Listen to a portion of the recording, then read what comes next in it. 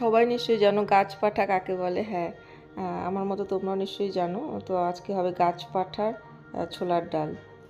তো তার আগে সেটা রান্না করার জন্য প্রেশার কুকারে ডালটাকে সেদ্ধ বসিয়ে দেওয়া হয়েছে। এদিকে কড়াইতে তেল গরম হয়ে এলে গোটা গরম মশলা দিয়ে, তারপরে জিরে তেজপাতা দিয়ে, তারপরে গাছ পাঠা মানে কাঁঠাল কথা এঁচোড়ের কথা বলছি দিয়ে ভালো করে ভাজা ভাজা করতে হবে। ভাজা ভাজা হয়ে গেলে আর তারপরে মানে আগে থেকে বেটে রাখা জিরা আদা, তারপরে সামান্য তোমার মানে কেউ ধনে গুঁড়ো দিলে দিতে পারো, না দিলে না দিতে পারো। গরম মশলা গুঁড়ো দেওয়া যায়, বাট আমি দিই না।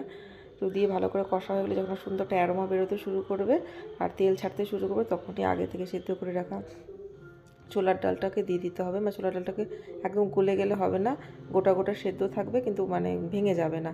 এরকম অবস্থায় দিয়ে দেখো অলরেডি হয়ে গেছে, তেলও ছাড়তে শুরু করেছে, সুন্দর অ্যারোমা বেরিয়েছে।